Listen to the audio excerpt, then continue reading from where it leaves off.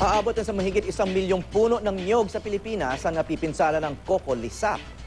Kaya nitong Biyernes, nagdeklara na si Pangulong Noynoy Aquino ng state of emergency sa mga lalawigang apektado nito. May news to go, si Oscar Oida. Habang pinapatay ng mga Coco Lisap ang mga tanim na niyog ni Mang Diony, unti-unti rin itong pinapatay ang kanyang kabuhayan. Ang problema niya ngayon, kung paano patutustusan ang pag-aaral ng kanyang mga anak. Noong Biyernes, nagdeklara ng state of emergency si Pangulong Aquino sa 4 na lalawigan sa Calabarzon at sa lalawigan ng Basilan kung saan lumalawak ang pag-atake ng mga Coco Lisap. Inaatake nito ang mga dahon ng niyog hanggang sa mamatay ang puno. Pinaapektado ang Batangas kung saan mahigit 600,000 puno ng niyog sa 16 na bayan ang inatake ng Coco Lisap.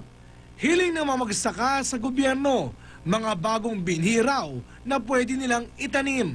Apektado rin ang mga niyugan sa 16 na bayan sa Laguna. Si Mang Francisco na may niyugan sa Kalawan, 2,000 na lang ang kita mula sa dating 15,000. 18 bayan sa Quezon ang apektado rin ng Coco Lisap at 5 bayan naman sa Cavite. Sa Isabela City sa Basilan, 17 barangay din ang apektado.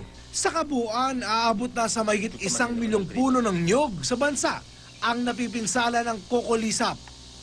Sa datos ng Philippine Coconut Authority, tinatayang aabot sa mahigit 25 milyong Pilipino ang umaasa sa industriya ng niyog. Oscar Oida, GMA News.